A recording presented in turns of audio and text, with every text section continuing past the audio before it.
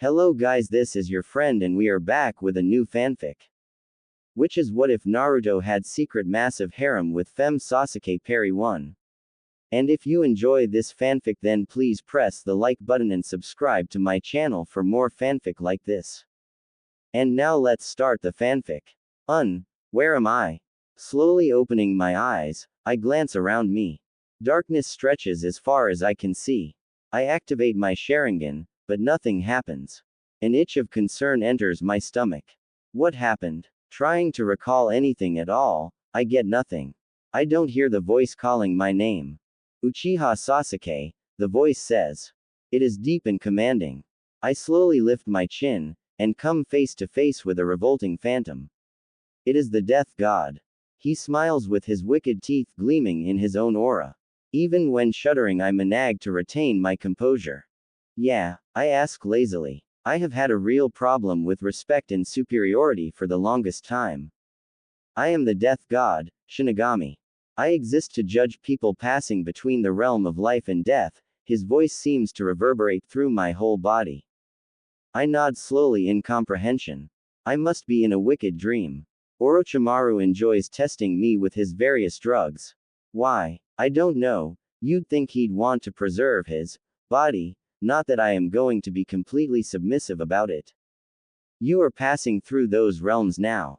I do not stop everybody. I only stop those who deserve a second chance. The saying, if you truly love something, let it go. If it was meant to be, it will come back to you. Does it mean anything to you? Yes, I straighten up. This saying was despicable. It never comes true. I hate the person who makes this saying. Shinagami nods solemnly and says, I see it doesn't appeal to you. Well, goodbye then. Wait, I cry out in desperation. What was this guy's game? I can't figure him out. Shinagami halts. He turns to face me with an iniquitous grin full of sharp teeth. I almost quiver at his horrifying looks but remain expressionless. Yes, he asks with a miffed note in his voice. What do you mean by that? I truly loved my clan, my Oka-san, my Odo-san, my Ni-san, everyone. Why didn't they come back? I ask. It wasn't meant to be. You didn't love them fully, when they left. You chose an Avenger's life, Shinagami answers in a somber tone. So, I still deserve to be with them. So you think every 8-year-old should have their family ripped away, by their own kin? Their own brother. I yell. No, but every human is different. I grade lives in my spare time. You are failing your area of grading. You have achieved the rank of an academy student, Shinagami explains like he is speaking to a whiny little kid. Your point. I spit out. Well, obviously, I stopped you because someone loves you truly and you are meant to be, or could be meant to be, Shinagami continues. Who is the fool? I scoff. Inwardly I ask myself, who could love a monster like me? Uzumaki Naruto, in thought number 50 sextillion 23 quintillion 332 quadrillion 333 trillion 344 billion 249,888,393. He thinks about you all the time. How he couldn't save you. How you were the first to acknowledge. How you are like a brother to him. Often wonders what would be different if Sasuke was here. Great kid. Is it Jonin rank? I mean S-class rank in life. I remember him well, the Kyuubi kid. I was there. Shinagami laughs reading a file he pulled out of thin air. He can laugh. My facial expression is apathetic, but my insides are swirling. He loves me. PSSH, love is what makes people weak.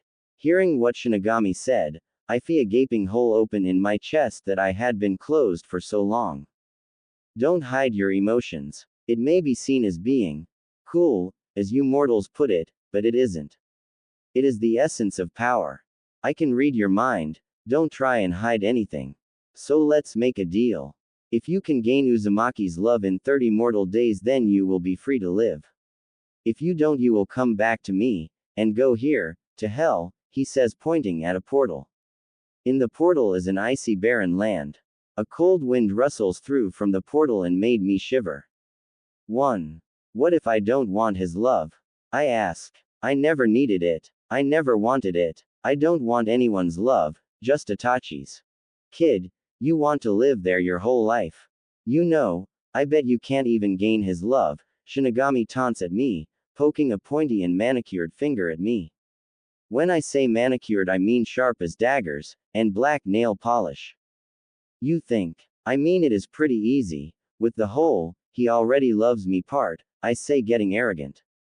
There is a catch. You won't be quite the same. Something of you will change. Like, you might be slightly deformed, or different looking, Shinagami explains.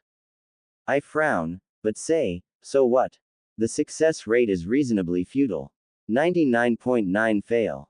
Even great people, like Arashi's wife. She was a wonderful woman.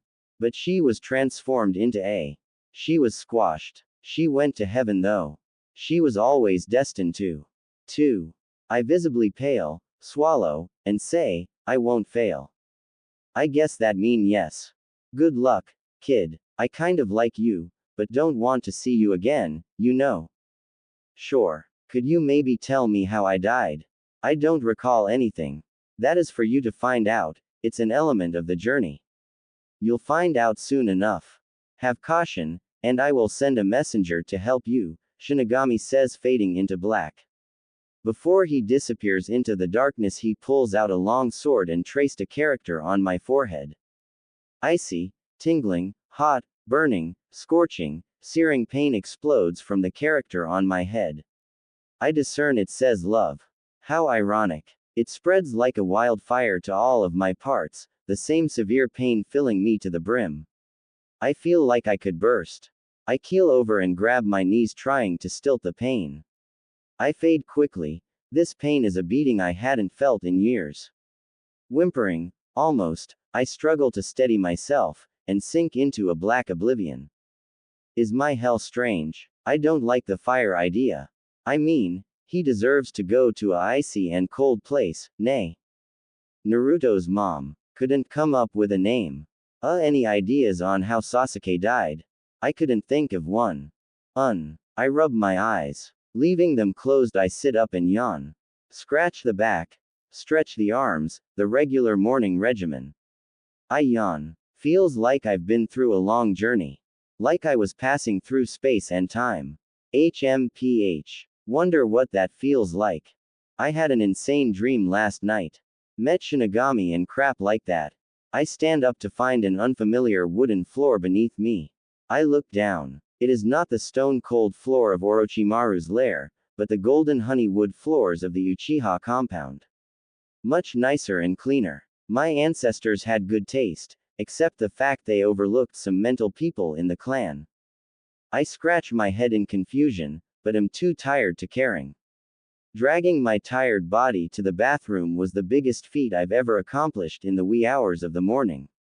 I feel an alien pressure around my chest but ignore it. I might have a cold. Orochimaru does enjoy drugging me up. Seriously, the amount of shit he put in me is enough for a whole country. Of course they were only the more safe ones, but still, knowing him, I wouldn't like him as my pharmacist. I don't think I like the mornings anymore. I feel crappy, like Orochimaru stuffed me with injections and drugs. I stare at my reflection, peering closely at my own eyes. I look the same, but I feel so different. Hey, when did I get such girly eyelashes? Only Itachi has eyes like that. Come on, do it, do it. A carrot-colored hair girl chants. Konohamaru-chan, sniff, please, sniff, do it, sniff.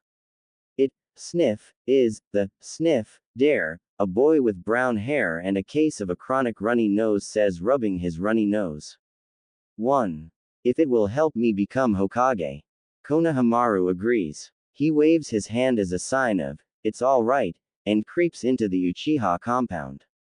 The trio silently makes their way to the opposite side of the compound, tiptoeing all the way. Udon quits sniffing. Konohamaru snaps in a whisper, putting a finger to his lip in a sign of silence. Okay. Sniff, Udon answers, nodding and still sniffing. Moegi, go ahead, you are lighter. Konohamaru says to the carrot-haired girl. She nods and tiptoes an inch forward, stepping on a squeaky board. The trio turns around the corner. I have to use the bathroom, Udon complains. Hurry, Konohamaru whispers. He points to a door crudely labeled bathroom. He had put the sign up there on his last expedition in the Uchiha compound. It was a place worthy of exploration and adventure. Plus maybe they would get to see ghosts. Udon sneaks over to the bathroom and quickly snaps himself shut in it. A blood-curdling scream fills the tense air. The hairs on Moegi and Konohamaru's necks stand up. They stiffen and turn their heads to face the bathroom door.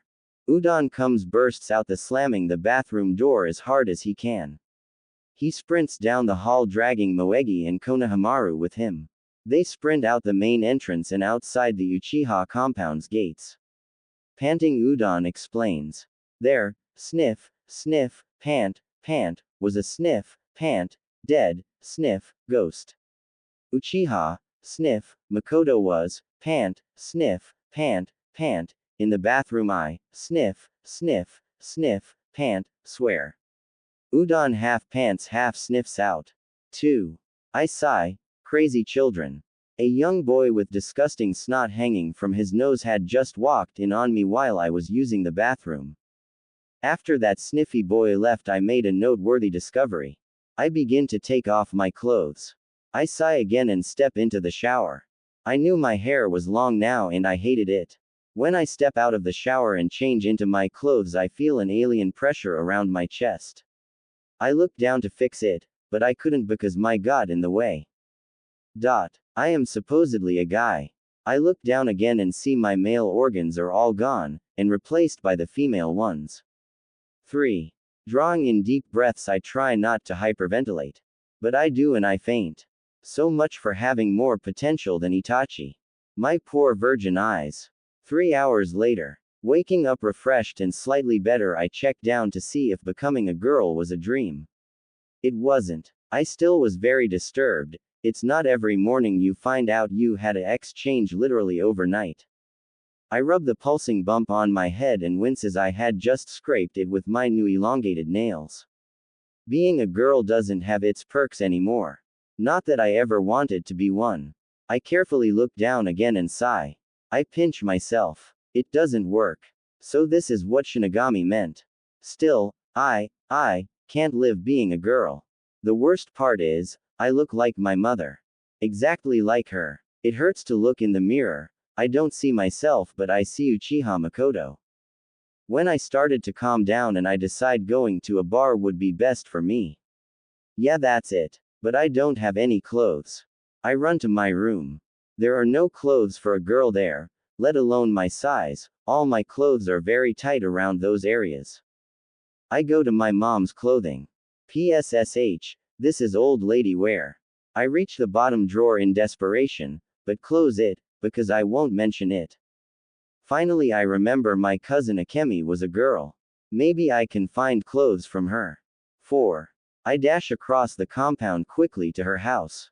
I scavenge through her drawers and find a blue loose-fitting shinobi wear. I smirk at the thought of cross-dressing, but it really isn't. It fits, and I don't look too girly. I also have to make a name for myself. I think I'm going to keep Akemi. It means bright and beautiful. That'll do. I step outside of the compound. The smells, noises, and sights of Konoha flood into me. I take deep breaths and attempt to absorb it all. I missed it here so much. I amble slowly towards the nearest bar. I situate myself at a bar stool and wait to be served. An old man, the bartender, comes up and says, "What can I do for you?" Like he is talking to a little kid. "First you can take my order," I snap at him. I didn't mean to rude. Maybe I did. "Okay. What would you like?" he asks nervously. "I would like sake," I answer, looking him intensely in the eye. "Okay," he says, unsurely, getting out a bottle of sake. He put it in front of me. And I stare at it for a minute. It is a tad small. "Are you sure this is what you want?" he asks. An icy glare shuts the man up. If I were in my old body, no one would question my authority at all. Instead of pouring the sake into a smaller cup, I chug the bottle. My insides relax and I feel a little calmer. I order the bartender to give me another one. After chugging 5, he refuses to give me any more. I glare at him, but my instincts are obviously hazy and I feel a bit dizzy. I need sake. I bellow at him. He looks frightened and tells a man at the bar to help me home. The man has white hair and strange red lines going down the sides of his face. He is weird. I think he is one of the legendary Sannin, Jiraiya Toad Hermit. He guides me and is having a fit of perverted little giggles. I send a nasty glare at him and he stops. Spins me to face him and looks at me. Putting a questioning finger on his chin, he hums an annoying tune. You know, I wasn't sure about this before, but you are the legacy of Uchiha Makoto, he says, staring at me a little too closely. His beady little eyes are focused on my face. I nod. MNHMM, I say, not really paying attention to his words.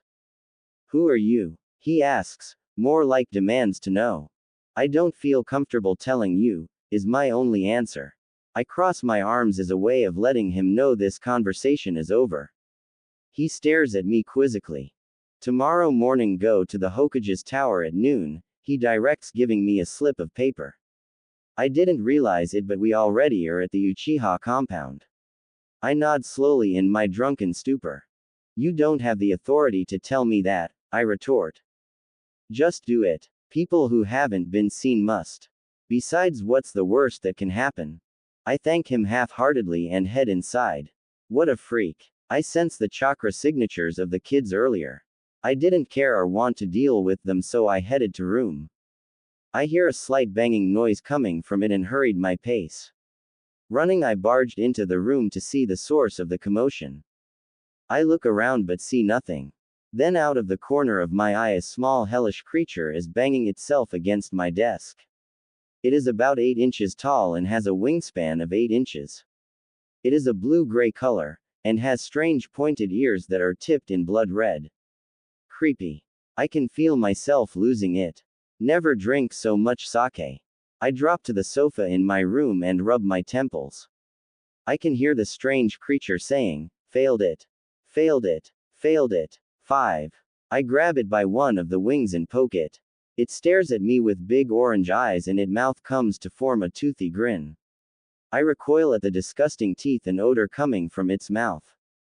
Hi, my name is Ryota. I am a messenger of Shinagami. I have a message for you. Read it once, and take good notice, because before you know it will disappear. The demon says, grinning with rows of its gross teeth. 6. I stare at it incredulously. It stares back and blinks its eyelids vertically. I recoil in shock and disgust. Out of all the bizarre situations I have been in, I think this is the strangest. Where's the message? I ask. Impatience is showing in my voice. The demon is oblivious to it all. I hate dealing with stupid creatures. I wanted that demon out of my life now. He holds up a scroll and says exuberantly, here it is. Yes, I didn't fail my first mission. Then he gives a short wave and disappears in a poof of red smoke.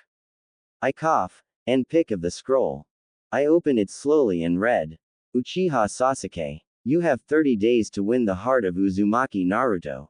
Excuse the pun. You will not be able to use any transformation jutsu. You will have to deal with being a female. You will go to hell if you fail. You will be able to choose what you want if you succeed. You will only be able to tell those of this ordeal if they guess your true identity. You will have to find out Naruto's preference. It is true love, not fraternal, or sisterly love. The messenger I sent will be popping in from time to time. Do remember, he will not recognize you, for you are not in the same body. Note that you might get a surprise in this month. I bid you good luck. Shinagami. So cliché. I put the scroll on the desk. Its corners begin to curl up and blacken. For no apparent reason it explodes, leaving me with a black mess, and dirty clothes. I step out of my dirty clothes and into a silk robe, a white silk robe. I settle on the sofa and cuddle a pillow. Being a female has made me go soft. I just hope I don't become Karen. She was a real weirdo. I don't know why I recruited her. Even Suigetsu was better than her. Not much though. But Karen was special, so I guess it wasn't that bad. They are both pretty creepy though. Not as bad as Jugo and his split personalities though. Or Sakura. Maybe not. She is super strong now. Ino. Bingo. I don't want to be like her. I shudder at just the thought of her. I haven't seen her yet, but she was pretty horrendous back then. They may be strong, but women. Women are just womeny. It's not wonder I was gay. I don't want to be like Hinata either. It's not that I don't like her, she is just so quiet and doesn't talk at all. I don't think too much about her actually. Too tired and too drunk to move, I drift to sleep on the sofa. Maybe being a girl isn't so bad. Probably not. 1. Udon is a very sniffy kid, isn't he? 2. Got a little carried away with the pants and sniffs. Sorry. 3. Is that a little weird? 4. Akemi. Bright and beautiful, perfect for an Uchiha. 5. I didn't mean to be so Harry Potteresque. 6. Ryota splendidly stout. I awoke the next morning to find that I was refreshed and reasonably content. Did the morning regimen and began to stand. Maybe I'm not too refreshed. My head pounds and I feel myself swaying. Too much sake. Massaging my headache, I notice a foreign itch in my pants. I reach down into my pocket to pull a note out. It reads, "Please report to the Hokage's tower at noon per order of her assistant, Jiraiya." I glance at the grandfather clock on the wall. It says 12:30. I pull on a loose kimono and leap up, dashing out the door while ignoring my throbbing headache. Why am I even doing this? I guess I sort of want to live again. Out of breath and in horrible condition, I run into the Hokage's office. Sitting at the desk is a woman with gigantic, almond eyes, and light blonde hair. She is doing paperwork. She has a strange blue diamond on her forehead. I didn't know that the fifth was this young.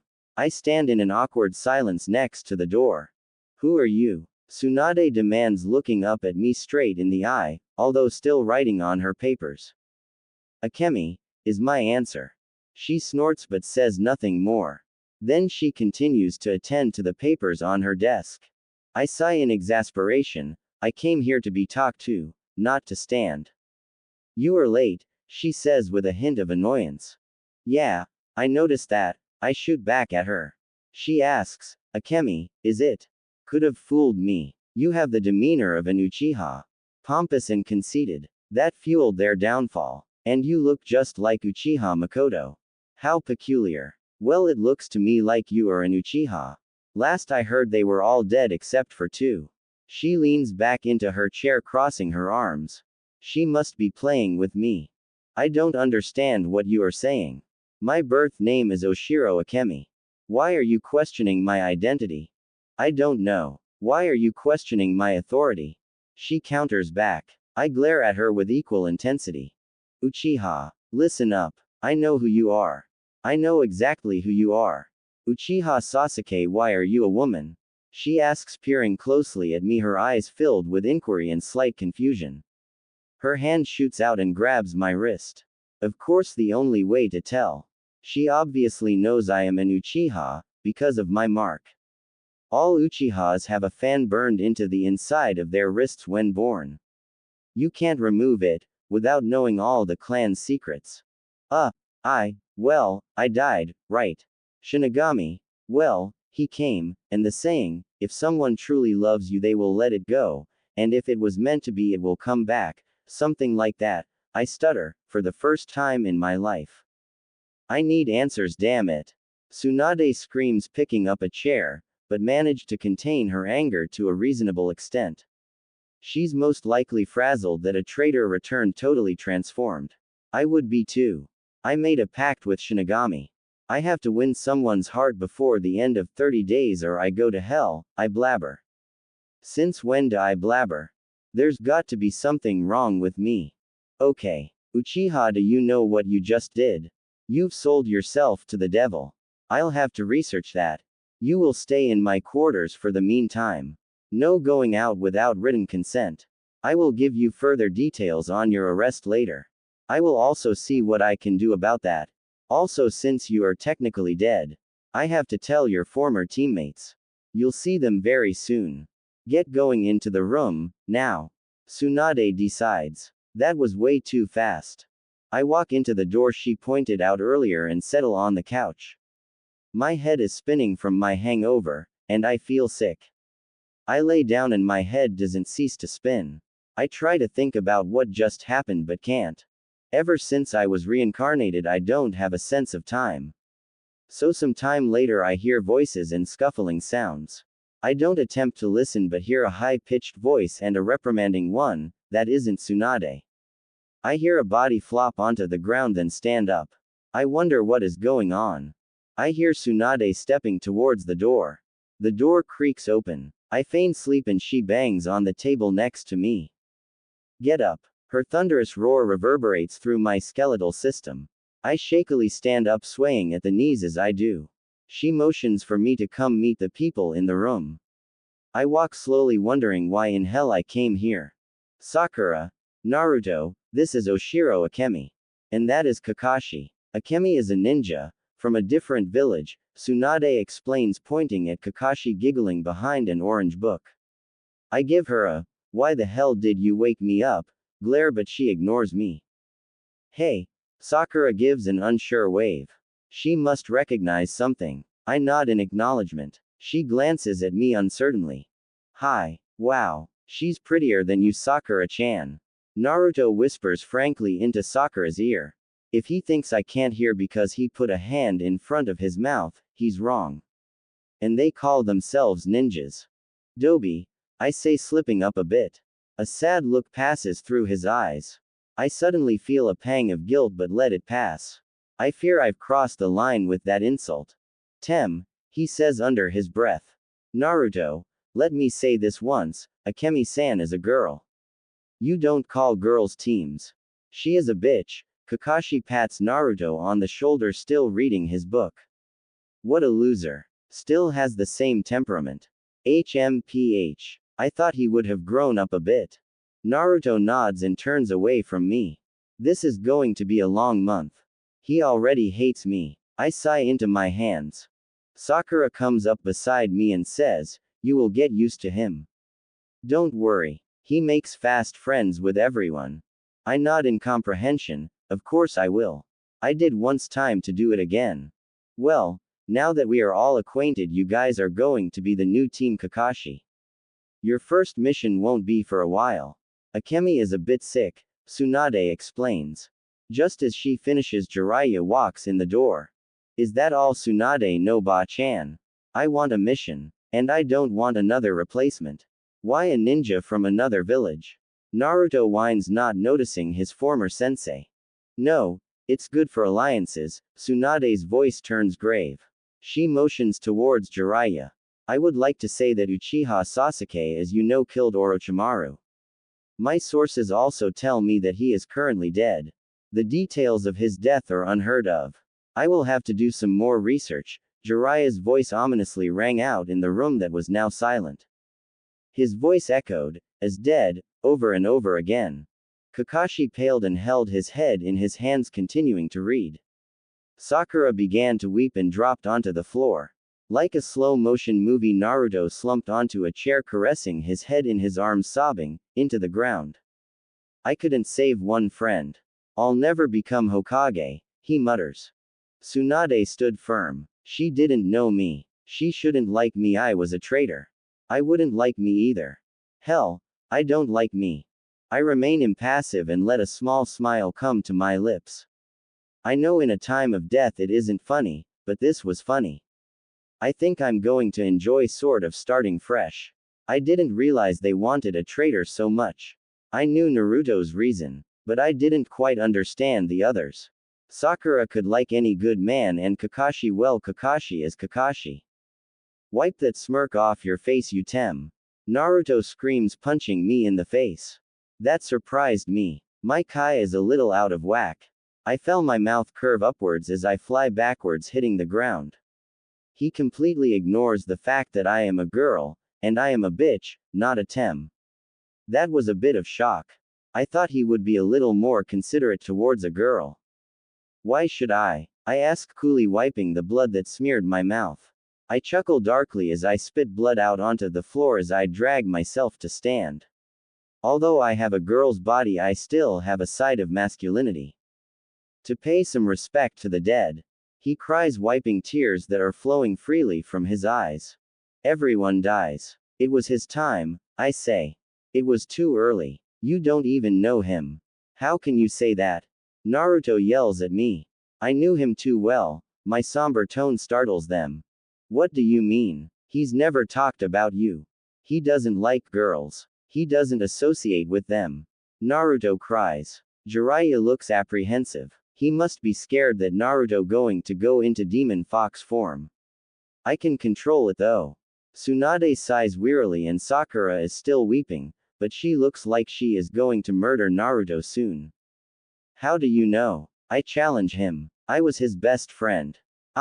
I wanted to save him so bad. I can't stand myself. I couldn't save him. Naruto confesses, breaking down again. This is like the confession of a lifetime. His eyes fade into a blood red and his whisker marks deepen and widen. Sakura puts an arm around his shoulder in an attempt to comfort him. It didn't work. Why would you want someone who betrayed you and put a hole through your chest? I ask, forgetting that I am not who I was. How would you know that? Naruto growls, Sakura attempting to hold him back in case of a little accident. It healed during the battle. Only few people knew that detail. Shock passes over Sakura's face. Her green eyes turn dark and her tear free faster than before. It's not every day you find out your former crush almost killed one of your closest friends. Thinking fast, I just shrug my shoulders in an effort to brush the subject off. He narrows his eyes at me and snarls, I'll never forgive you, you bitch. Kakashi claps, oblivious to the seriousness of the situation.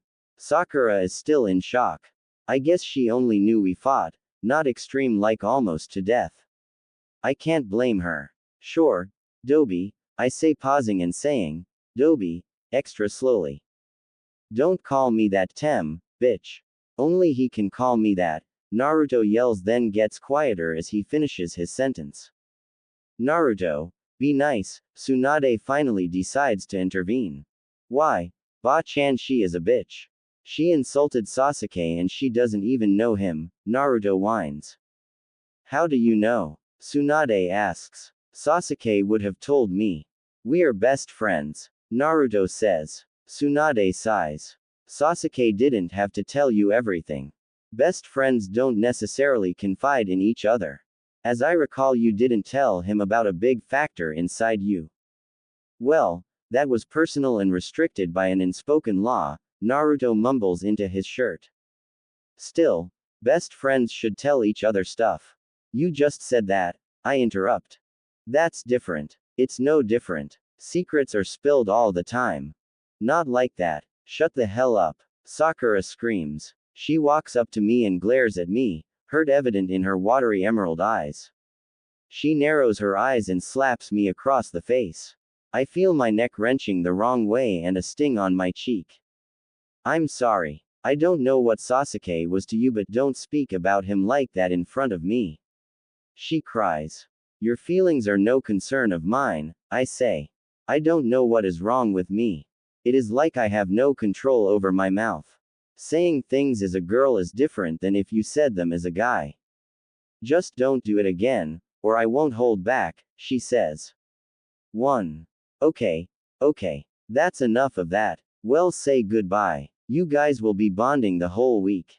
Starting tomorrow. Meet at your normal spot. No complaining. Try not to kill each other. Tsunade saves us all.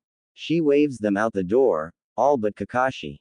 Kakashi, please take care of them. I don't think they will be able to handle it. And Akemi, watch out for him, Tsunade sighs. I understand, Kakashi says seriously. He knows too. In a poof of smoke he disappears, leaving the woman and me alone. Just when I thought I could get off the hook, she whips her head around, features ablaze. What the hell was that? She booms. I don't know. It just happened. Life moves on, I say, an ignominious feeling crawling into the pit of my stomach. A strange pressure builds in the bridge of my nose. I feel a sting in the inside corners of my eyes. Something wet and hot comes down my cheeks. I was leaking. My face was leaking. What is this? Do girls leak all the time? Go get some rest. I make no motion to move from my respective position. That's not a recommendation, that's an order. She yells, pointing to my new couch.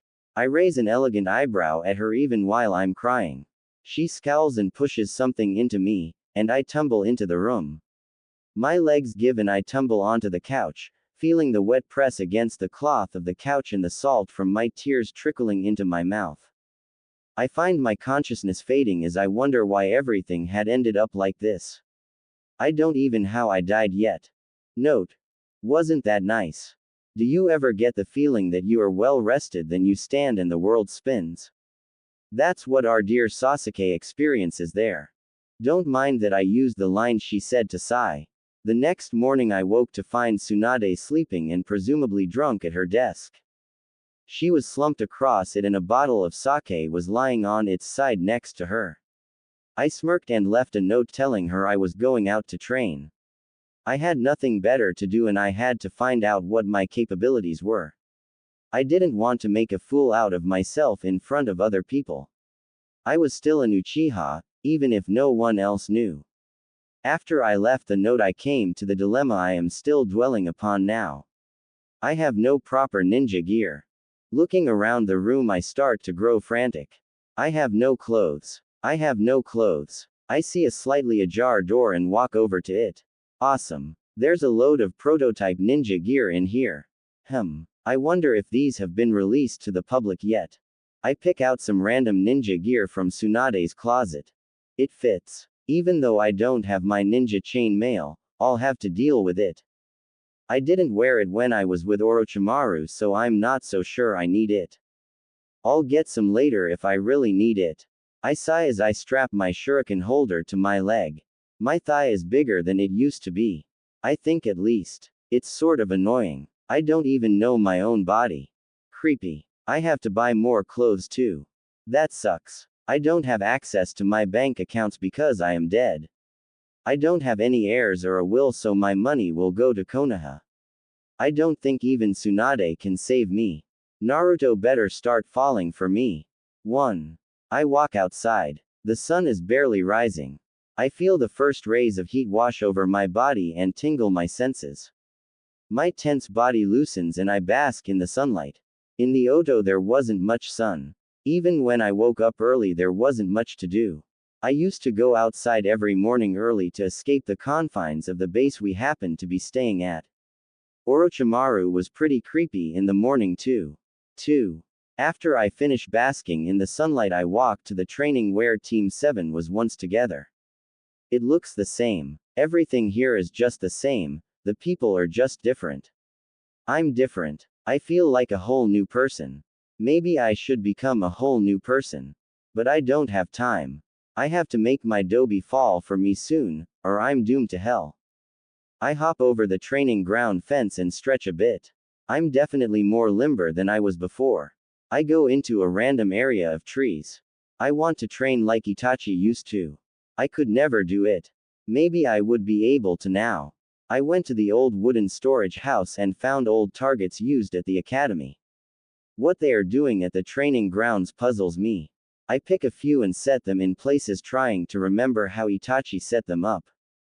I know it is a basic exercise for me, but it will test my abilities in speed and accuracy as well as fluidity and jumping.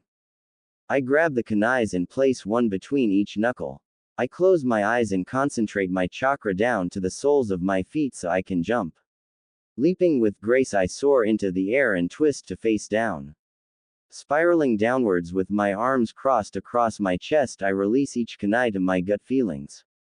Pulling more out to hit the others in the correct direction, I feel myself nearing the ground. My eyes remain closed as I lightly land on the ground. I open them and check each target. My kunai hit all of the targets. I smirked with extreme pride. I hadn't been able to do that when I was a guy. I retrieved all the targets and kunais and slumped against a tree. Although my accuracy and speed had increased tenfold, I was not used to my body. It was awkward shaped and heavy in places around my hips and by chest. 3. I heard a noise from behind me. I slowly drew a kunai to my neck level and tensed my body to attack. I shifted my weight to my legs and was poised to spring out and attack. I slowly and carefully peered over my shoulder. Someone was there. They were masking his or her presence though. Fool. I could feel them anyways. I sprang out from my position and viciously took a swipe at the bush. Cowering inside, it was none other than Itachi. Just kidding. Naruto, clad in his screaming orange jumpsuit, was crouching in the bush. HMPH, a shinobi should never get caught spying, I say, kicking a rock. Naruto leaps to his feet and scratches his neck in a nervous habit. Yeah, hun, about that. Well, you see, I kinda had to go to the bathroom and I put a finger to his rosy lips. He blushed at this notion and the color drifted away as I took my hand away. His face split into a grin and kicked invisible squirrels on the ground. Sorry, he whispers. It's fine. But why were you watching me? Jealous. I smirk at him. He blushes again and stuffs his hands in his pockets, thinking of a reasonable excuse that won't hurt his pride. Or what is left of it. No, I just had to come early and train. I usually do that in the morning. About yesterday, I'm sorry I acted like a jerk, he says, puffing his chest out. I brush a lock of hair out of my face. Hair sucks. Hair sucks a lot. It's always in the way. I need to get a hair tie. I wonder where I can get one of those. I'll have to ask Sakura later. I see. Well, I shouldn't have made my comments. I was out of line, I admit uncharacteristically. But my character isn't quite defined yet, so does it really make a difference? I accept your apology. Could you maybe show me that training exercise? It was pretty good, for a girl, Naruto says, attempting to be deferential. That surprises me. I thought he would hold a grudge against me. I guess he really has matured. Yet again, no one can stay pissed at an Uchiha for long. We're special that way. For a girl. Are you insinuating something? I say, trying myself to sound like a feminist. No. I really want to learn that exercise. He says defiantly, hitting his extended left hand and pounding it with my right fist in a matter-of-fact way. I smirk at him. He's still so amusing. Fine. We have an hour. Learn by the end and I'll buy you ramen, I tease. Shit. I'm not supposed to know he likes ramen. Ramen. You're on. Wait, how did you know I like ramen? He asks. I see you sitting at Ichiraku's all the time. Who doesn't know you like ramen? But I've never seen you before. You are a new face. Maybe you were seeing but not looking. Naruto wears a pensive expression on his face. He nods at me and smiles. He picks up the kunai and ran to set the targets back up. I lean my weight against a tree and cross my arms and legs, waiting for him to finish. I yawn in boredom. It took the dobi such a long time to complete a simple task. When he finishes, he runs over to me and motions for me to show him the exercise. I stand in the center of the wooded area again and focus the chakra to the soles of my feet. I soar up into the air and twist and spiral like I had before, releasing the kunai to the feeling in my gut, of course all with my eyes closed. After landing gracefully on the ground, I see Naruto gaping at me with wide eyes. I hand him the kunai and he positions them uncertainly in between each knuckle. He goes to place where I had started and leaps into the air. He attempts to twist and spiral himself, not too gracefully. He misses the targets like I did when I practiced with Itachi when I was younger. How did you do it? What's your name again? Naruto exclaimed, panting. I could tell he still didn't like being beaten by anyone. Akemi is my name. Girls can complete the exercise better oftentimes. Some boys can do it though, I explain. I know that is a lie. But the only person who I knew could do it was Itachi. He nods ponderingly, drinking in everything I told him. Okay. Well, let me try again, he exclaims and seems to grow taller. He grabs his kunai and runs to the center of the area. He leaps into the air and starts to practice. I slump against a tree and sigh. He's going to wear himself out. I never knew he worked so hard. Even if he pretty much knows I am dead. I guess his goal is just to become the Hokage now. I feel myself tiring. I wonder what's wrong. I get tired so much easier now. Even just being here for a few days I notice I'm always so tired. HMPH. Wonder what it is. I feel myself drifting again. I open my eyes. I am chained to a chair in a dark room. There are no doors, no windows, no escape. I'm trapped. A spirit materializes in the center of the room. It is Shinagami. He grins at me. He pulls out a crinkled piece of paper and commands, "Hell guards come out. Take this being to his new place. He has failed. Sorry, kid. You failed. See you in hell." He faded into black and two guards replaced him. They were ancient Chinese battle gear and had strange cloth over their faces. Their feet clunked heavily against the ground as they walked towards me. I tried to loosen the chains to no avail. I was trapped. They closed in and one swiped at the chains. The chains dropped to the ground. I stood up and grabbed a chain. Kicking time is now. Using the chain I whipped those guards sorry. Swinging it right through them. The armor clattered to the ground and I crouched and picked their weapons up. You never know when you might need it. Well, this was great. There's no exit. Suddenly the floor dissipates. I find myself falling. A knot in my stomach emerges. The kind of knot you get when you are about to be sick. I can't tell when this is to end, so I keep my body limber as if the floor could be right beneath me. Smack. I collide forcibly with the ground. Wiping the dust from my shirt and the blood from my lip, I look around. It's dark, but I can make out thousands of terracotta warriors lining the rooms endlessly. A bolt light showers upon them and they all come to life. They take their weapons out and point them in my general direction. Oops. They march towards me, weapons still extended. I'm going to be skewered to death. Let me see. Terracotta is like clay. So I'll shatter them with a Kaiden jutsu. Perfect. Concentrating chakra to my feet, I leap into the air above all the statues. I start lowering to the ground so my jutsu has range. Summoning my chakra and performing the sign. Snake, ram, monkey, boar, horse, and tiger, I release a giant fireball. Kaiden Gokaku no Jutsu. I shout. The terracotta statues shatter and I prepare another just for them. Releasing it, they shatter. After continuing this process for a while, I don't see any more. There is just broken pottery on the ground. I wipe the sweat off my brow. Phew. Just when I thought I was finished with spirits, Shinagami appears.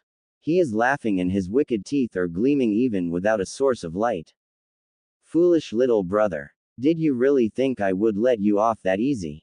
Shinagami laughs maniacally, transforming into Itachi. I feel my surroundings changing. I'm in my old home. My clothes have been changed. I'm a little boy again. Itachi stands before me. He is looming ominously above Oka-sama and Otou-sama. I scream as he slashes them dead, but no noise comes out. After he finishes them, he comes over to me and wraps his fingers around my neck.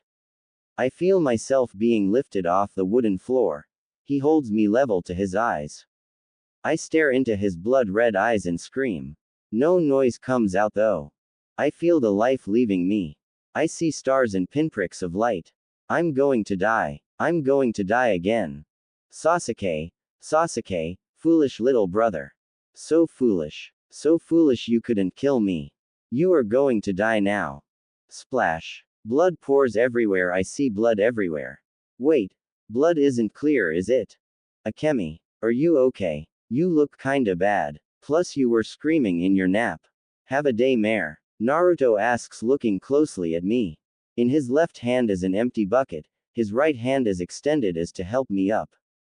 I'm fine, I say, slapping his hand away and pulling myself up. I shake the useless water off my body and begin to walk out of the training grounds. I feel a hand on my shoulder and whip myself around, twisting the attacker's arm in an arm bar. Naruto, what do you want? I say through gritted teeth, containing that fact that he had startled me.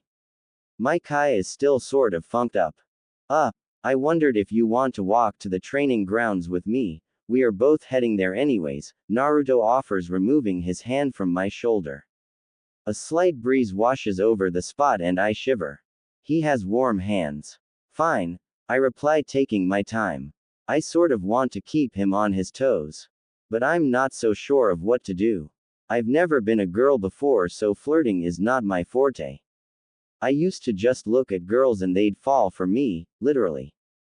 Naruto nods unsurely and takes a step closer to me. You know about yesterday. Sorry about that. It's fine, I was a little weird too.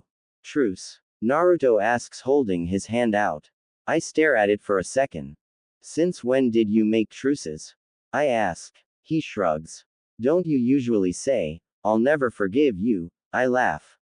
He nods, pulling his hand back. A rouge shade climbing onto his cheeks. Embarrassed, he looks away into the distance. After 5 minutes of walking in silence, we reached the training grounds. Sakura was already there and Sai was there too. What is he doing here? Aren't I replacing him?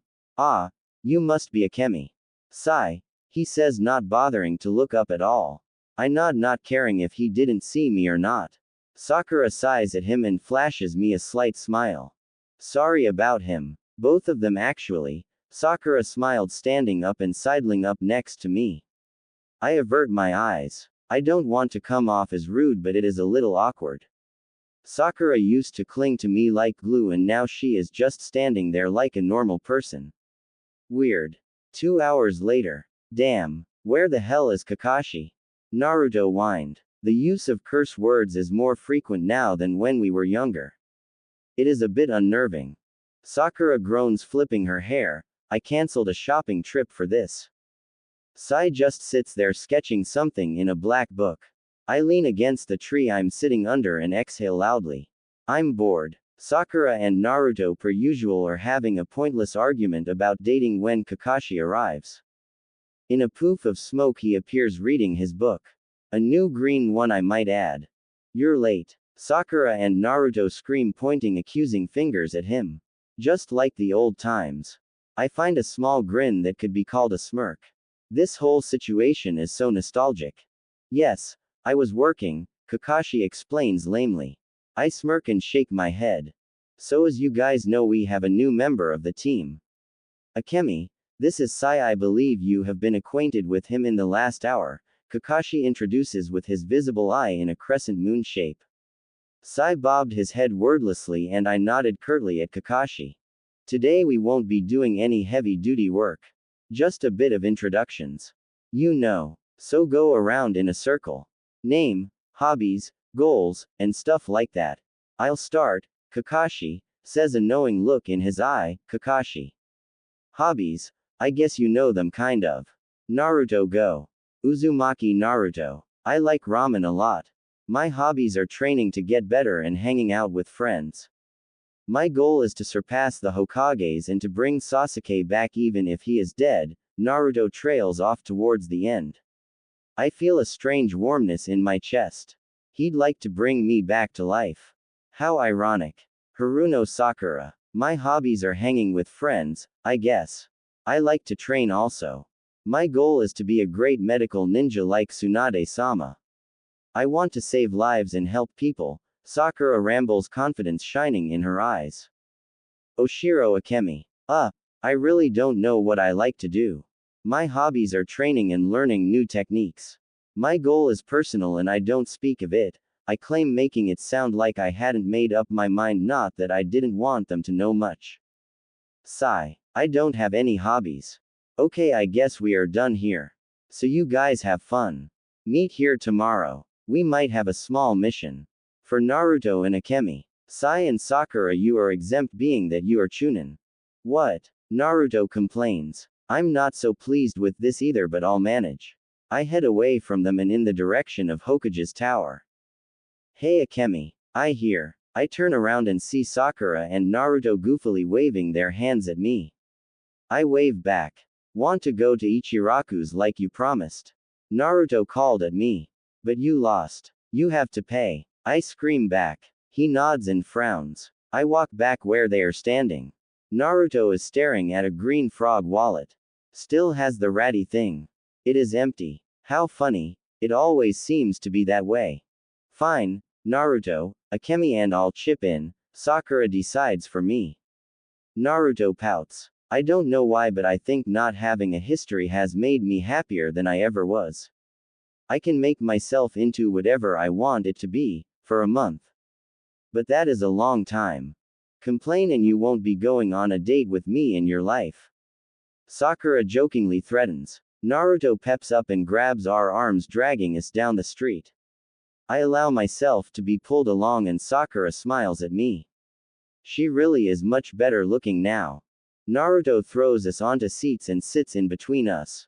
He proudly puffs his chest out and whispers behind a hand to old man Tuki, "Hey, check it out. The girls are all over me." He leans back and puts his arms on both me and Sakura's shoulders. In your dreams, Naruto. Sakura screams, punching him on the head. He falls off his chair and lands on his butt. He stands up muttering an incoherent string of curses as he rubs his butt and his head. I wince. When did she become this violent? It's funny actually. But how dare she lay a finger on my Naruto? I am really falling for that doby, aren't I? Notes. That dream in the middle was a bit random, wasn't it? Too random. I don't know, I wrote it. It felt right at the time. One, if you didn't know, ninjas wear undermail type things under their clothes. Enko's undermail is just more visible, seeing that she doesn't wear much over it. 2, if you didn't know, the Oto is the sound village. 3, if you don't remember the training exercise in the memory episodes during Sasuke and Naruto's fight. I really like reviews. They often motivate me to write. You know who you are. After my enjoyable dinner with Naruto and Sakura, I walked back to the Hokage's residence. I took the long way, slowly drinking in the sights and smells I had missed so much. It felt good to be home. The sun was setting over Konoha and I decided to climb to Hokage's mountain to watch it. It really is beautiful here. I'm happy I've got to see this again. I lay back and bask in the beauty of this sunset.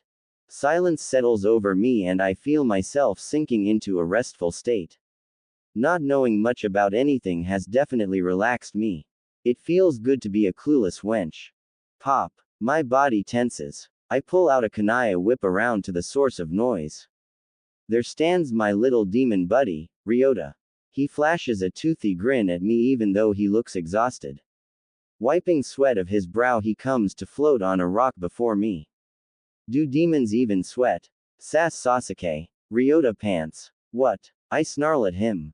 You have a rip in your kimono thing. What? I ask. He points to a small rip on the backside of my kimono. I frown. He grins and goes over to my backside.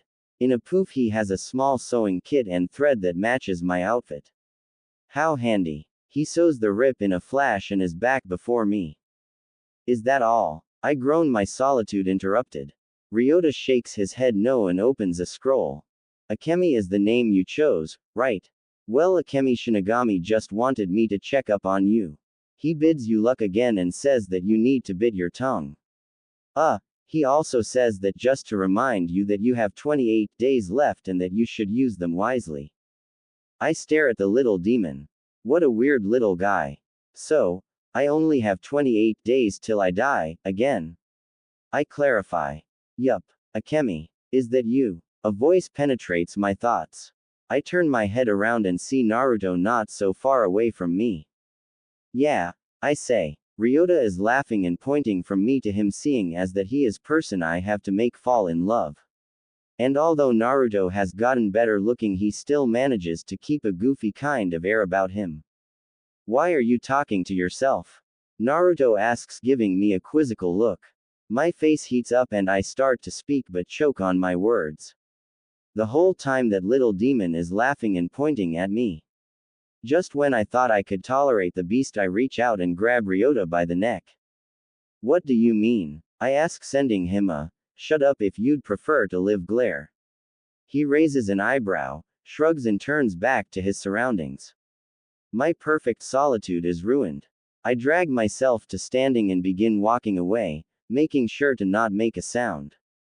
Where you going? Naruto asks, standing right behind me. I nearly jump out of my skin but keep my composure and keep walking. Ryota is floating next to me blabbering about some cupid he dated. I ignore both of the annoying gits. I asked you where you are going. Naruto calls. I nod and point randomly down at a house in the Konoha below us. He shakes his head in comprehension and lies back on the ground. I continue to walk away looking back until I can't anymore. I'm sorry if I've ever come off as cruel to you, Naruto. I've never meant it. The next morning I awoke to, actually for the first time in years, be refreshed and ready to go. I felt like shouting, I'm ready. Believe it, but contained my excitement because Uchihas don't get excited over feeling refreshed. We don't get excited over anything unless you are under 10. Today I was going to shop for clothes, then of course going on missions with Naruto. Tsunade fell asleep at her table again. I see Shizune endeavoring to wake her up. I walk over to Tsunade and bang on the desk like I've seen her done. She jolts awake and the papers under her scatter along with her poor Seiku's bottle shattered on the floor. What, Uchiha? She growls. Shizune assumes it's her time to leave and scurries out the door with Tun-Tun the pig. Will my assets be given to Konoha? I ask. Tsunade groans and tucks some of her blonde hair away. She reaches into a drawer on her desk and pulls out an ancient-looking book. There is an Uchiha fan on the cover. This is a copy given to the Hokage of Uchiha clan rules, from the head of the Uchiha clan. You can research it. It was too thick to be made into a scroll, Tsunade says, dumping the book into my arms. I stagger at the unexpected amount of weight and sigh. Here goes a fun day of clan history. Taking the book back to my room, I inspect it. It doesn't look so old. Maybe 50-year tops. I blow the dust of the cover and open the book. Inside is a log of names starting with Uchiha Madara, around the middle, Uchiha Obito, all the way down to both my parents, Fugaku and Makoto, along with Itachi's familiar scrawl. Everyone I knew except for me has used this book. I feel as if the weight of reality has finally sunk in. I missed so much and learned so much at the price of losing my clan.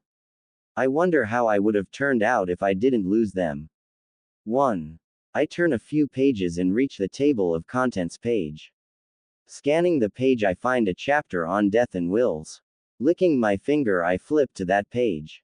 I search the page for a mentioning of not heirs. Aha! It reads. If an Uchiha has no heir, it remains in the Uchiha fund to be used by the family later on. Perfect. I skip out of the room and into Tsunade's office. So much for my pride. I found it. I exclaim. I run over to her and shove it under her nose. I wave the book back and forth under it and almost explode with my excitement. Do you want me to explain? It says Uchihas can keep their funds in the bank. Tsunade wears a frazzled expression. Groaning, she rests her forehead on her fist. I look around. Standing behind me is Team Guy. 1010 is smiling sort of. Neji is apathetic. Lee looks excited and wiggles his bushy eyebrows at me. Oh my, how frightening. As I was explaining, Team Guy, you will be leaving this afternoon. Tsunade finishes gritting her teeth. This is Oshiro Akemi. Neji, 1010, and Lee. She is new in Konoha. A ninja from another village here to strengthen our foreign relations. HMPH, Neji scoffs. Hi, 1010 waves cheerily. Oh heyo. If you ever want to train with me, Akemi-san, I surely will. But just out of my curiosity, why are you looking up Uchiha clan information? Lee inquired. I begin. Akemi wants to do her history on the clans of Konoha. Now Team Guy, you can leave now. Goodbye. Right now I must run 1,000 laps around Konoha backwards with Guy-sensei. Right on. Guy appears and flashes a blinding smile. Lee. Guy-sensei. Lee. Guy-sensei. Lee. Shut up. Tsunade screamed before the waves in the backdrop began to crash. Hi. The pair immediately straighten up and stand still like soldiers. Neji and 1010 exhale loudly and cross their arms, slowly inching away from their creepy teammate and sensei. I feel my eye twitch. What an interesting scene. Nothing like that to wake you up in the morning. You are dismissed. Tsunade waves a hand at Team Guy wearing a vacant expression.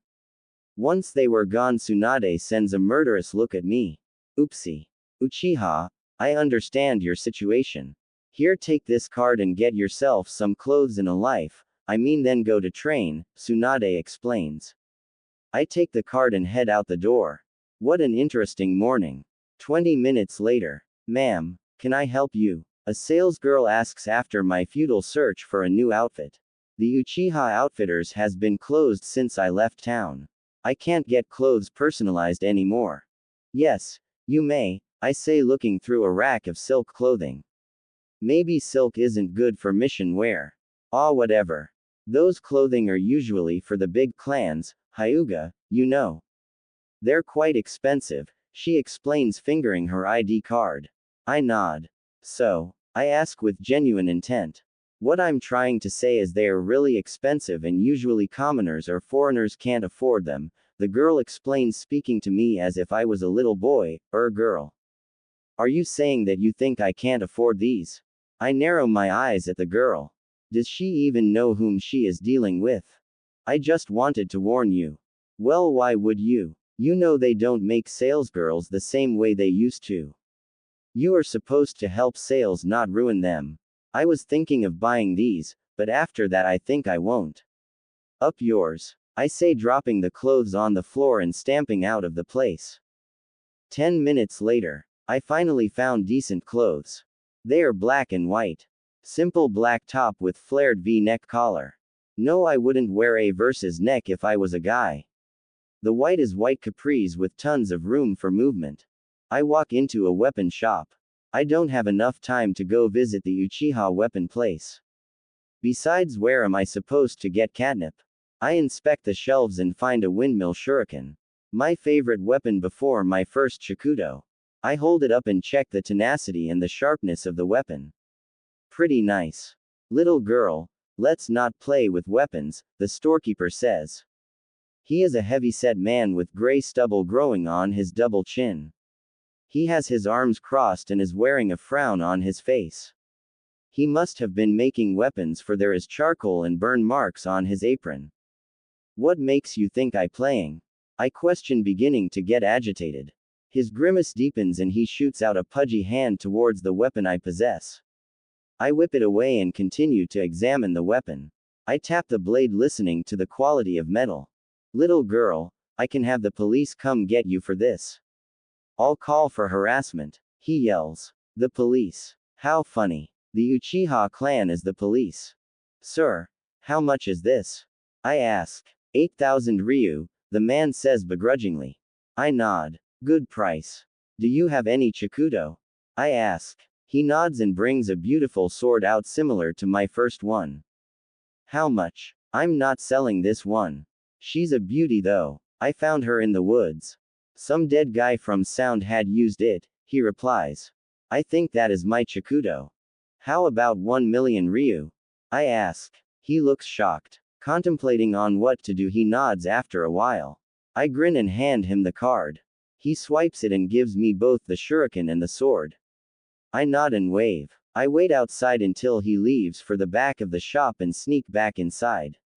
Cheeky bastard, stealing my sword. I swipe open the cash register and take my card to put the money I spent back on it. He deserves it, that sword stealer. You don't steal a dead person's sword seriously. 5. I walk out and stretch my legs by taking a tour of the town in daylight. I head towards the mission spot. Naruto is already there. He is sprawled across the bridge sleeping. I peer over him and stare at his sleeping face. He is so peaceful in his sleep. His eyes flutter open and I dive into an ocean of blue water. I'm drowning in his eyes. Akemi, couldn't resist, could we? He waggles his eyebrows at me. I smirk and straighten up. I wordlessly sit down next to him. The sun is shining overhead and I feel myself tire. Akemi, why are you so quiet? He asks. There is nothing to say sometimes. Silence allows me time to think, I say quietly. Naruto nods, trying to comprehend what I said. For the next week all Naruto and I did were midget missions. Although there was no progress between us at all. Sakura and Sai had a break and Kakashi went under the radar. He was doing research with Jiraiya. At least I think he was. But what kind of research was the big question, he.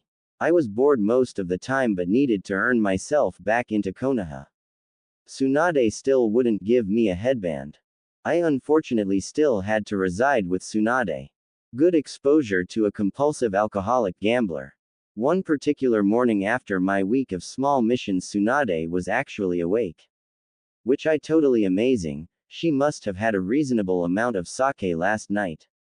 She was standing over me when I woke. A scary sight to see first thing in the morning.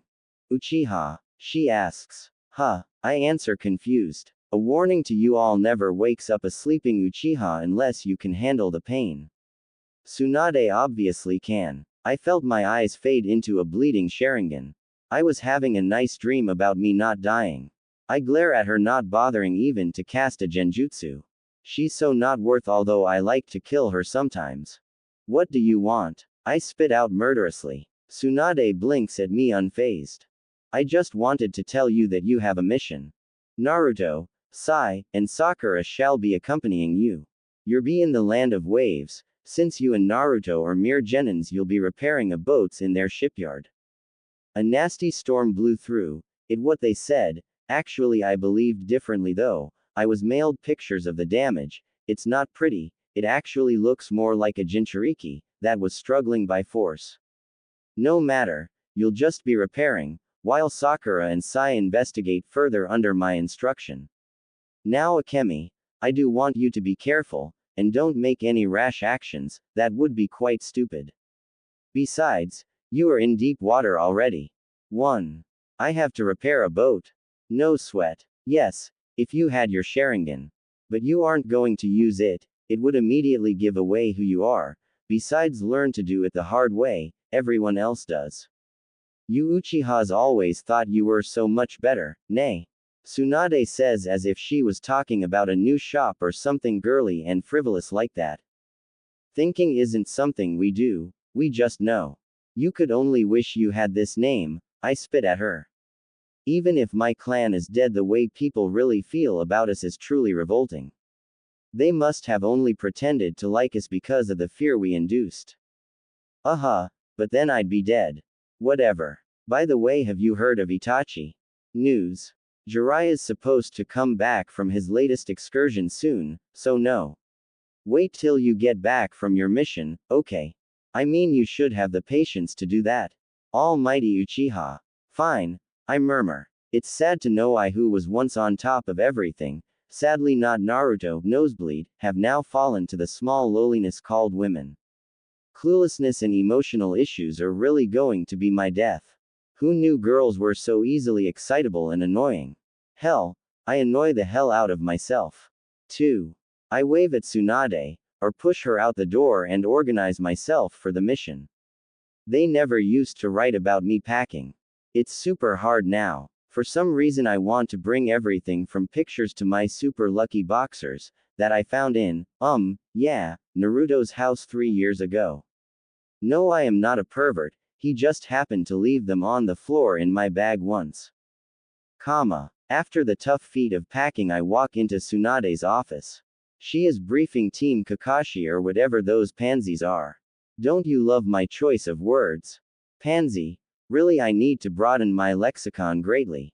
It's completely understandable though, since I talk more, having a large increase of estrogen in my system.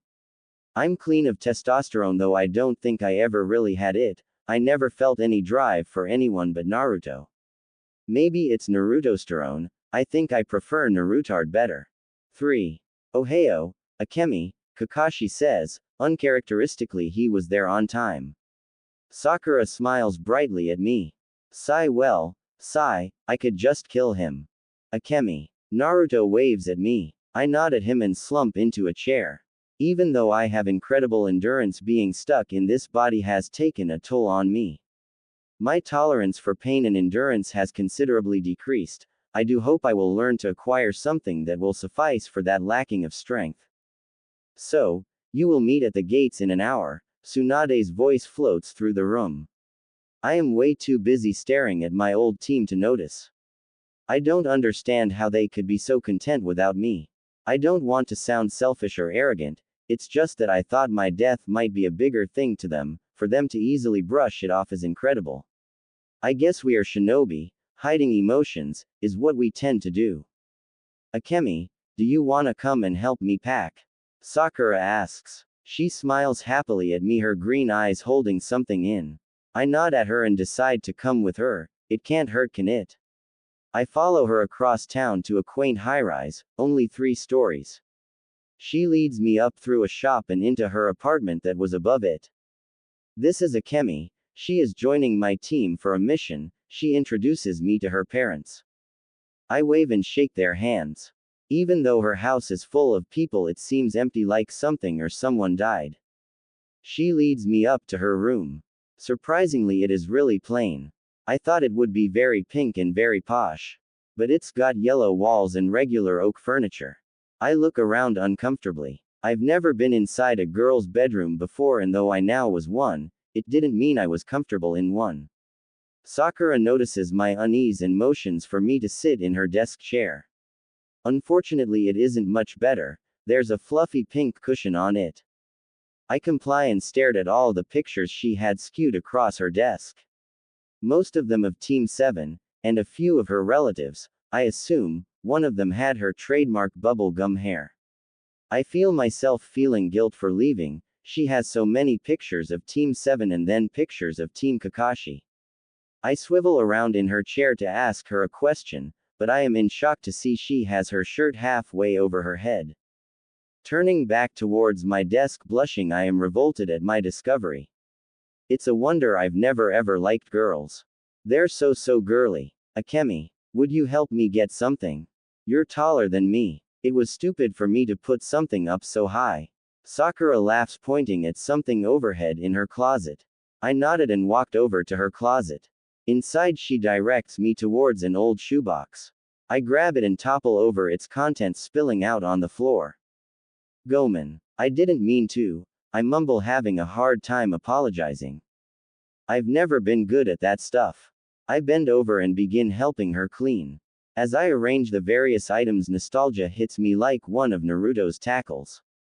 The stuff in the box are all memorabilia of our missions together. There's one of the needles Haku nearly killed me with, but I thought they wouldn't preserve. There's the Heaven Scroll from the Chunin exam, sand, which I assume was once Gaara's. There's also my headband. My scratched headband. I step away, my legs shaking, and lower myself into a chair. Why would she keep all this junk? Did she like me that much? Why was I so mean to her? I can't believe myself. I feel Sakura's gaze won me. Her worried expression searches my face, looking for what's wrong. Akemi, is there something I should know? No offense, you're very secretive and all. Are you hiding something? Because as a shinobi team, you should feel confident enough to confide any misgivings you have to me. I'll always be there for you. Sakura comforts, rubbing small circles on my back. I smile weakly, attempting to brush her immense crush on me off. Who's all that stuff in the box for? I ask, trying not to let her guess at something. She smiles at me and sits down on her bed, crossing her legs. Oh, you know, I used to like this really great guy. Although he never thought much of me, he was great. Smart, handsome, amazing, and great at everything. I might not have come off as wanting to help, probably more like some psychopath with a giant forehead. But I thought sometimes, when I wasn't overtaken by my ultimate lust for him, that he was lonely. But obviously I wasn't helping him at all, because I just fawned after him rather than being a friend. I know it may seem wrong, but sometimes I wish I was Naruto. He was so close to him, back then. It made me so jealous of him. I used to hate him for that. But then I realized that he just needed a friend, she tells me with a knowing look in her eyes. I guess she expects me to know what it's like to have a big crush. You've really thought a lot about him, haven't you? I ask nervously. I'm scared I might make her cry. I don't want that again. Plus, I can't knock her out in her own house like last time.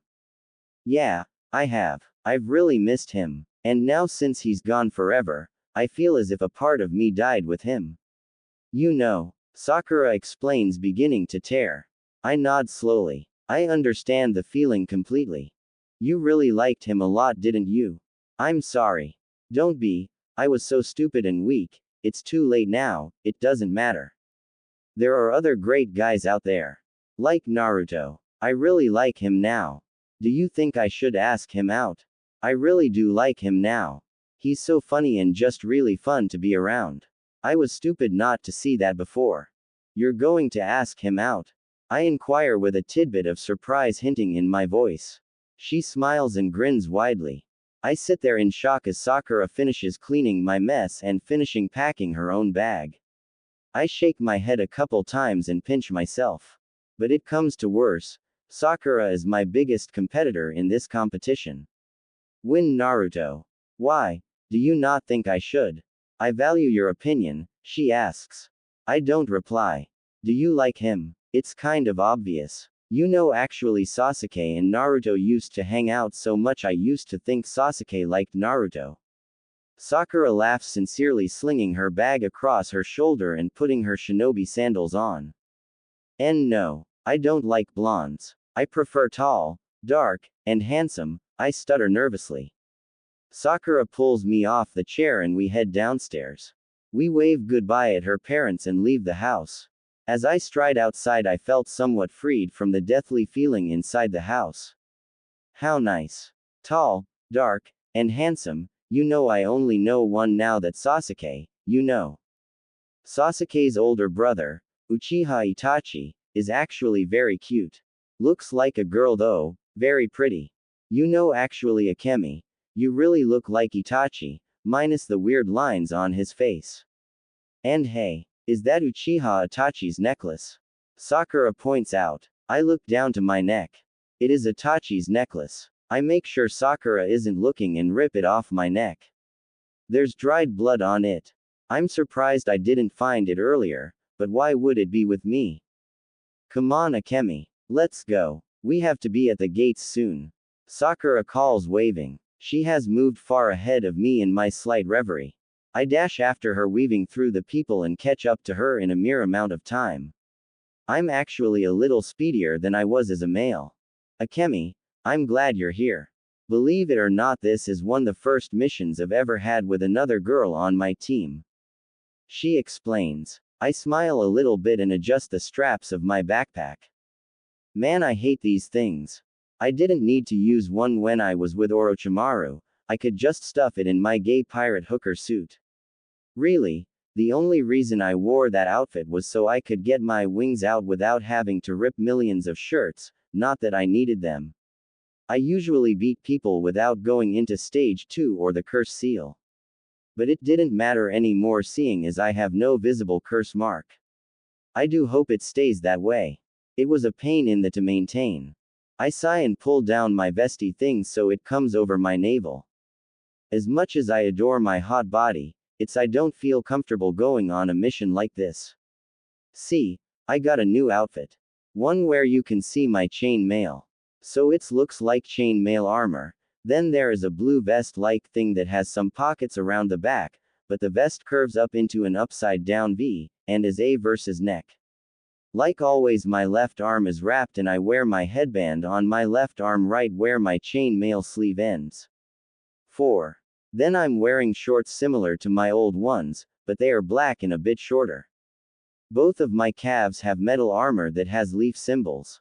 Oh, yeah, you may think it's weird that I have a headband, but it's only so my teammates know I'm on their side, otherwise I could be seen as an enemy shinobi. I follow Sakura to the gate. Naruto and Sai are already there. Naruto's dressed in his usual infected pumpkin costume, and Sai is dressed in his gay man whore outfit. He always looks like he's stepped out of a gay bar. And unlike me, he has no reason to dress like that. I guess I'll just call it artist's liberty. We walk closer to them and Naruto waves and yells, "Hey! Sakura-chan! Akemi!" Sakura waves back and I don't do anything. As much as waving is fun, I think I'll save it for later. Kakashi's late. I throw out. Sai sighs, Sakura groans, and Naruto fumes. How funny. You're late. Sakura and Naruto scream as Kakashi appears before us in a poof of smoke. It has been at least an hour. Kakashi's showing eyes turns into a crescent shape as he begins his mindless explanation of why he was late whilst Naruto and Sakura continue their childish games of not believing. Will they ever change? I hope not. I like them this way. Stuff isn't as boring as it should be this way. I don't pay attention and focus on how boring this mission is going to be. We are just repairing old boats in a shipyard, at least Naruto and I are. What kind of fun, or better yet mission is that? Doesn't the land of the waves have their own people who repair boats? Now, calm down. Remember you can't be like this, and Naruto XYZ, Kakashi explains in his monotone voice. XYZ. Naruto questions. Sakura holds her head in her hands, muttering under her breath, Baka. Kakashi lets out a long sigh. Naruto continues to wear a stupid expression pondering the meaning of the tough thing Kakashi has had him decipher. Okay. I didn't know he was this stupid. It doesn't matter, Kakashi, he doesn't have anything you can see, Sai announces pointing at my Naruto's crotch. Naruto blushes furiously, until he turns as red as Hinata would. One of hands shoots down to cover his crotch and the other holds a fist up at Sai. Sai is pretty damn annoying. Freak. Creepy freak. I'm lucky I don't have a right now. Okay, maybe not. Sai. Well, you are a pale freak. Stop being such a pale peeper. Naruto shouts, turning around to zip up his pants. After turning back, he runs towards Sai with his hand curled into a fist. Kakashi groans and grabs Naruto's collar like a mother to her puppies. Now Naruto, don't be so angry, it's quite unhealthy for the people around you, Kakashi says to Naruto. Naruto visibly calms down and takes deep breaths. Yup. Neither is reading those porn books. Kakashi just shakes his head and thus we begin to walk. The funny thing is, although I know as this is a simple mission, I have the strangest feeling that so many things could and will go wrong. God, I just can't wait. Woohoo. Our evil journey to the land of waves began. It turns out that Team 8 had already left the day before us. So we should be catching up with them soon. Of course, the only reason I am there is because Kurenai has a bun in the oven and well, she isn't fit to go on missions yet. As we travel past places we were on our first mission here, I think of my past, and all the stupid things I've done. Some of them rash but effective, like blocking the needles from Haku, and almost dying, then the stupidity of taking a dead man's sword, or even allowing a fellow teammate to do so. I feel pangs of guilt once again, for what I did. I assume we'll be visiting Zabuza and Haku's graves, only to find Zabuza's sword, Zanbato, gone. I did allow Suigetsu to take it. I don't even know if Team Hubby is alive now. I just hope Karen's dead actually. What a pain. 1. Kakashi-sensei. Naruto calls from across the trees. We are traveling through the trees this time. It's much faster and more efficient seeing as you don't waste as much energy. That's what I've always thought anyways. Kakashi turned his head towards Naruto. I could only see mask and headband though. Naruto. Kakashi answers. My ears perk up attempting to hear their conversation. Kakashi, I'm not sure, but could we, maybe visit Haku and Zabuza's graves? I just want to pay respects. I feel kind of terrible after all the bad stuff that happened, you know. Naruto mumbles just loud enough for me to hear. I feel as if the wind is knocked out of me. Yeah, Naruto. That's actually a very great idea.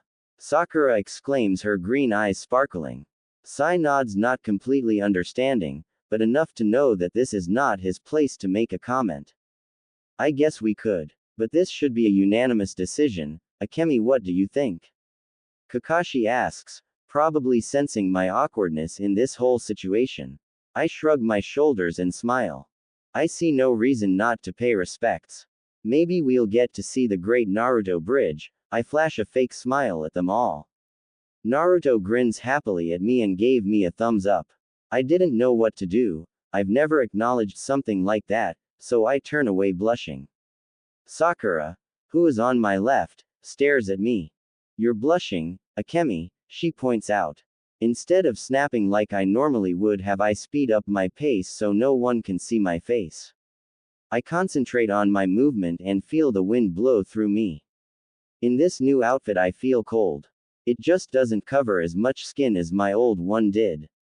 I look around and I see the sun is beginning to set in the sky. The sky glows orange, and it looks as if a giant orange is sinking down below the horizon. This scene is really relaxing.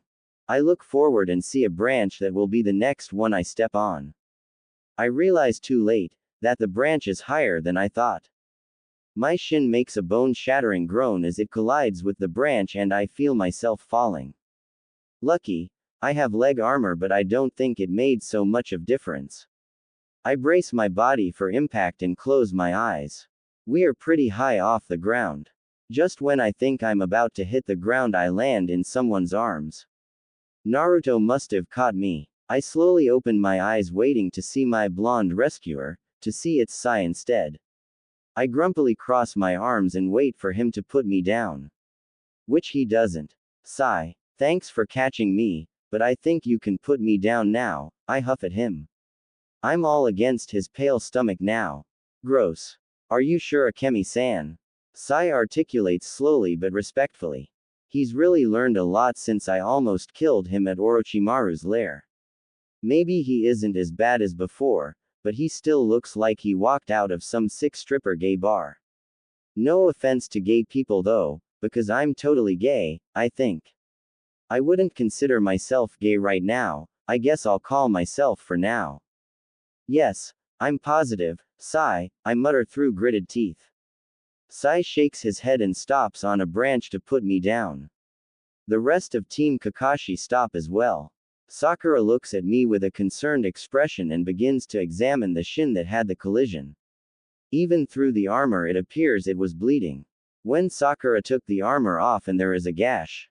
The blood from it's not normal.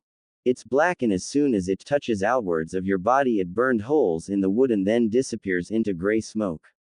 Akemi, tell me, do you have a medical condition? Or something? I've never seen this before. It's like your blood doesn't even exist if it's not in you or on you. But you didn't collide too hard, did you? Sakura muses. I'm a perfectly normal person. I don't know what could possibly be wrong with me. It feels the same as all of my other cuts. It hurts just as much. Maybe you should try healing it. That would be nice, Sakura. Nope, I was sure it was a normal branch, but a normal one can't cause so much damage, can it? I'd like to, but I could worsen the conditions if I try to heal it. Your leg could have to be amputated if something goes wrong. I've never even heard of black blood before, let alone acid blood. We don't even know what it does to other people. I mean, look what it did to the wood. Akemi, I don't even know if I can bandage it, it might deteriorate the bandages. I don't know what to do, Sakura explains, her face full of tension and anxiety.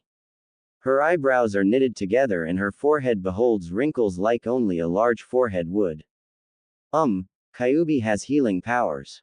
Perhaps I could maybe transfer them. I don't really know. I can ask Kyuubi, Naruto suggests. I'm shocked. I never knew Naruto was so open about Kyuubi.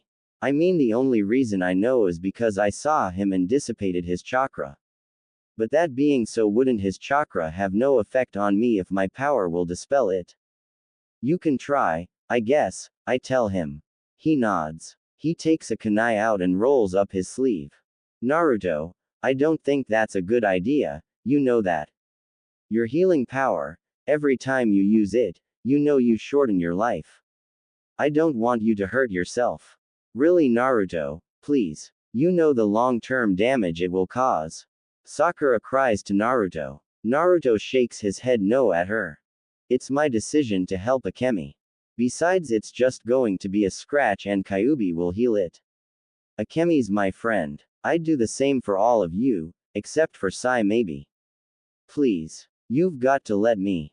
I don't want to lose or have someone be hurt because of my incompetence, Naruto says, a grim expression set on his face. I'm not going to die. I'll be perfectly fine. It's just cut. At least today, I say, fading out towards the end. I grab the kunai from Naruto's hand and begin cleaning my gash by taking out all the splinters and other gunk with the kunai.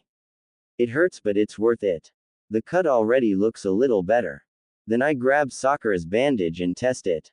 The blood dissipates it, but there's not enough blood anymore for it to disintegrate all of it. Kids don't do this at home. Let's make camp here. Kakashi points out the small clearing below. Naruto decides it's his turn to help me and picks me up bridal style. He leaps down the ground but discovers that he can't accommodate my weight with the force of gravity on my side and collapses with me on top of him. I scramble to get off and he looks as if the air was completely knocked out of him. Moron. You need to get stronger, I tease. He just huffs and quietly begins to set up my camp for me, seeing as standing on my own is not exactly an option. After 20 minutes of setup, Kakashi has the first watch. But we're not tired enough to sleep yet. We sit around the fire and prepare food. Naruto of course brought instant ramen and is now cooking it over the fire. He put his canteen water in it. Sakura is eating some crazy diet bar. I do remember her saying she was on a diet. I brought a bento box, and am eating onigiri that I had made for me. After a while Sakura goes to sit next to Naruto. They keep laughing and smiling at each other. It's like they're sharing a secret joke and I'm not allowed to hear it. I feel my insides boiling. Even though I can stand Sakura, I can't stand her right now. What gives her the right to laugh with my Naruto? He's mine. It's all your fault. He loved you, he could have been yours. But no, you decided you want some pedophile to give you power. The little voice in my head argues back at me. I ignore it but feel guilt gnawing at my insides as I watch them flirting together. Deciding I can't take this disgusting display anymore, I turn my back to them and activate my Sharingan to try to examine my cut. It's not a normal cut. The chakra isn't right around it. My blood isn't blood, it's like a powerful substance full of chakra of some sort. I'll have to ask Ryota about it when he pops in to visit. I look back up at them. Sakura is feeding him. I imagine my cut is boiling with anger and jealousy from the seeing those two acting all mushy and disgusting. I feel a finger on my shoulder. I turn, forgetting my Sharingan is still activated, and glare at the person, who is Naruto. His expression is full of fear and shock. I immediately deactivate it and he relaxes. He wipes invisible sweat off his forehead and stares at my eyes in slight confusion. What? I ask, keeping my voice light and full of innocence. He stares at me incredulously. I swear I just saw, I think I saw the Sharingan in your eyes, but it could just beat Rick of Light. Tell me it isn't true and that you didn't have the Sharingan. Naruto mumbled very quickly, so even for me it was hard to decipher what he had said. Repeat very slowly and clearly. All I got was I thought I saw a kitty cat. I laugh at him. I hope I didn't frighten him too much, actually I do. That lovesick puppy deserves it. Okay. Woo. I said, I think I saw the Sharingan in your eyes, but it could just be a trick of light. Tell me it isn't true and that you don't have the Sharingan. 'Cause then you would be like Sasuke's relative, and that would be so, Naruto cries. He stares at me and plays with my face, checking that I don't have contacts in. No, it must have been a trick of light. I think that you should get some sleep so you will be awake for your vigil. I say, pushing Naruto away from me. He nods and crawls over to his sleeping bag and settles into his bed. I yawn, I'm tired too. I clamber into my sleeping bag and wait to fall asleep. Lucky for me, my leg still hurts a bit, but not enough for me not to fall asleep. The next morning I awake because someone is shaking my shoulders. I blink my eyes open and Naruto is staring at me. The sun isn't up and there's a light fog over the ground. It's early in the morning. I sit up and groan. My leg is still a bit sore. I look around, everyone is still sleeping. The crazy Dobie woke me up for nothing. What do you want? I shout. He puts a quieting finger to my lips and I feel a blush climbing back up my cheeks. I slap his hand away and lay back down, my face in my pillow. Naruto pulls me back to a sitting position and picks me up. Now I'm riding piggyback style. We're visiting Haku and Zabuza's grave. I'll tell you the story of what happened on the way there. Last night I snuck around and found it. It's a while out, but I'll get there is less than 30 minutes, Naruto tells me. I don't complain. I can't exactly escape and crawl back to camp. What about the others? I ask. We're going to visit again later. But I just want you to see something weird. I picked you because you wouldn't make a big a deal about it, like Sakura-chan, he explains. He picks up the pace and continues to speak, but I don't know what he's saying. I'm too intoxicated by him and his rameny honeyish smell. I find myself drifting to sleep again. Akemi. Were you even listening to me? I feel someone poke me. I open my eyes and see I'm on the ground and Naruto's poking me. I slowly sit up and scratch my head sheepishly. Of course I wasn't listening, I was sleeping. What? It doesn't matter, does it? If you really cared, you would have made sure I was awake. So that's the grave? I ask, knowing the answer. He nods slowly. He walks up to the grave and places a bunch of green things on Haku's grave, and he places a kunai on Zabuza's. He bows his head and prays for a while. After that he stands up and turns towards pulling my hand so I can pay my respects to the dead. 2. What are those? I point to the pile of what looks like green crap. Naruto smiles at me and laughs. I'm surprised you don't recognize these. These are herbal medicines. When I met Haku in the forest, when I thought he was a girl, he was collecting these herbs to help Zabuza.